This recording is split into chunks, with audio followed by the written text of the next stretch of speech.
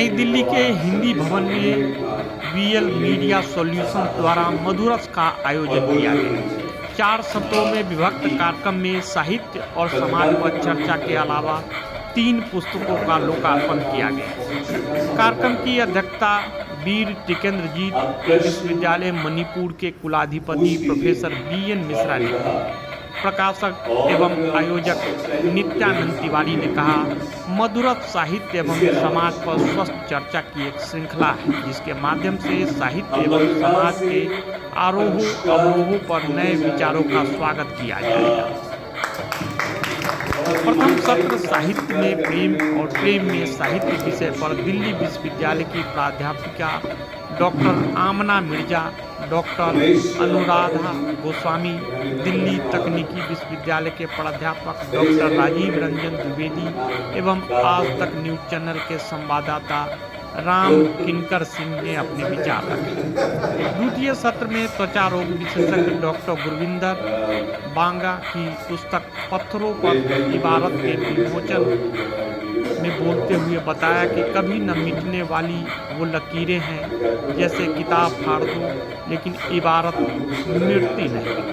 आज तक news channel के प्रसिद्ध एंकर सईद अंसारी ने पुस्तक को ससमायिक बताते हुए कहा, लेखक की रचनाएं हमें समाचारों के तह तक जाने को उद्वेलित करती है। कमलेश भट्ट गजलकार, सरवत जमाल व्यंगकार, प्रेम जन्मेज भी शामिल हुए। तृतीय सत्र में सरोजनी नायडू स्त्री अध्ययन केंद्र जामिया मिलिया इस्लामिया के निदेशक डॉक्टर सबीहा हुसैन की पुस्तक अनहर्ड मिड लाइफ का विमोचन हुआ, जिसमें कश्मीर केंद्रीय विश्वविद्यालय के मानविकी विभाग के पूर्व dean professor GM Bhatt, Mahatma Gandhi केंद्रीय विश्वविद्यालय के पूर्व कुलसचिव प्रोफेसर राजीव कुमार एवं डीटीयू के अंग्रेजी प्राध्यापक डॉक्टर राजीव रंजन द्विवेदी ने अपने विचार व्यक्त किए।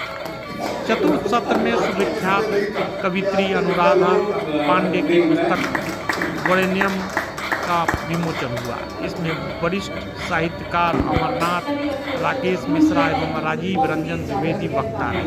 इस पूरे कार्यक्रम का संचालन इंद्रप्रस्थ विश्वविद्यालय के पत्रकारिता के प्राध्यापक उमेश पाठक ने बखूबी निभाया। कार्यक्रम में रवि राय, सुल्तान भारती, डॉक्टर रश्मि गंगवानी, मयंक राजेश, संदीप तोमर, विनय सक्सेना, फैज गाजीपुरी, प्रोफेसर एजाज, विनय विक्रम सिंह, डॉक्टर रितेश जैसे अन्य लोग भी शामिल थे। कार्यक्रम का समापन मधुरस का स्मृति चिन्ह देकर हुआ। दिल्ली से डेली न्यूज ऑनलाइन.in के लिए कुलवंत कौर के साथ बंसी लाल की रिपोर्ट। आज डॉक्टर साहब को सबसे पहले बहुत सारी शुभकामनाएं, ढेर सारी शुभकामनाएं। बहुत क्रांतिकारी काम आप कर रहे हैं, आजकल बहुत तेजी से लिख रहे हैं। और डॉक्टर साहब के गुरुजी भी बैठे हुए हैं, सरवत भाई जो भी गोरखपुर से आए हैं, और आपको बहुत बहुत मतलब आपको नमस्कार है। सबसे पहले तो बड़े भाई हैं और मेरा नाम सबिया हुसैन है। मैं professor director Sarojini Naidu centre for women studies Jamia Millia Islamia.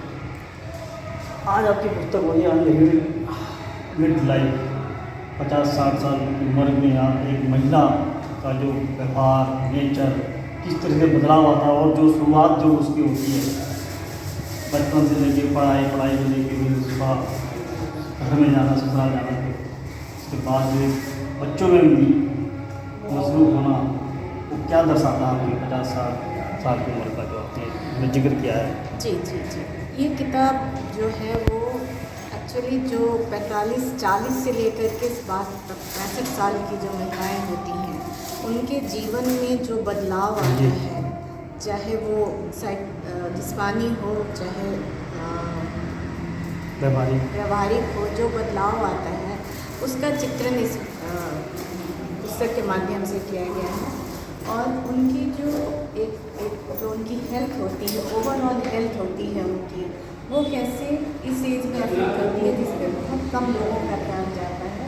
घर में साथ रहते हुए भी बहुतों का ध्यान नहीं जाता है कि ये जो इनमें चेंजेस आ रहे हैं 40 से ऊपर और 40 और 60 के बीच जो चेंजेस आ रहे हैं, उनसे किस तरह ये औरतें अपने आप में जूझती हैं, बताती नहीं हैं, और जो घर में दूसरे सदस्य हैं वो इसको जानने की कोशिश भी नहीं करते हैं। मेनली इस किताब का फोकस वही है कि हम जो ये महिलाएं हैं जिनका सरकार पे भी ध्यान नहीं जाता है, इनकी प्रॉब्लम्स जो होती है, जो हार्मोन्स में चेंजेस आते हैं, जो फिज़िकल चेंजेस आते हैं, जो साइकोलॉजिकल चेंजेस आते हैं, जो डिप्रेशन आती है, एंजाइटी आती है, स्लीपलेसनेस आती है, इन सब के लिए कोई ऐसी हमारी सरकार ने कोई इस तरह का कोई भी पॉलिसी का जिक्र नहीं आ रहा है। तो ये 1000 औरतों पे स्टडी की गई है और दिल्ली NCR में है जो इस एज ग्रुप में है, और इसमें हर कम्युनिटी की औरतें, हिंदू भी हैं, मुसलमान भी हैं, सिख भी हैं, क्रिश्चियन भी हैं, सारी औरतों को, और मिडिल क्लास है, अपर क्लास है। और अभी इसमें डिस्कशन में आ रहा था कि आदमियों को इसमें नहीं रखा गया, आदमियों का भी व्यूज़ जाना गया है इस किताब के ज़रिए कि आदमी क्या सोचते हैं और उनकी कहाँ कहाँ पे औरतें उनके सपोर्ट चाहती हैं लेकिन कह नहीं पाती। तो ये पूरा जो सार है इस किताब का वो है कि अनहर्ड जो उनकी जो कहानी है, अनकही बातें हैं, उन पे ध्यान दें। तो और ओवरऑल क्या निकलता है आपकी नज़र से कि क्या होना चाहिए? अब स्क्रीन तो साफ करते हैं लेकिन लोगों का दिमाग भी कहीं ना कहीं आप साफ करते हैं अपने इन लेखकों से। बहुत सी पुस्तकें आपने लिखी हैं और अब आज आपकी पुस्तक आई है पत्थरों पर इबारत। जी, क्या है ये इबारत और किस तरीके से लिखी गई है? देखिए, दरअसल मैं डॉक्टर होने से पहले भी एक इंसान हूँ और मेरे मन में बहुत से सवाल उठते हैं। अपने आसपास जो भी माहौल है, बहुत से प्रश्न उठते हैं कि ऐसा क्यों है और ऐसा क्यों नहीं है। और ये सवाल सबके मन में आते हैं, लेकिन कभी कभी आप उसको एक शक्ल दे देते हैं जो किताब की शक्ल में होती है। इतिहास कहीं ना कहीं गवाही देता है कि कुछ चीज़ें ख़त्म हो जाती हैं, लेकिन जो पत्थरों पर लिखी हुई इबारत होती है वो कभी ख़त्म नहीं होती। तो इसलिए इस शेर से मैंने इस किताब को उठाया कि फाड़ डाली किताबें तो क्या। कभी कभी किताबें फट जाती हैं, हालांकि यादें रहती हैं, लेकिन फिर भी फाड़ डाली किताबें तो क्या, पत्थरों पर इबारत रही।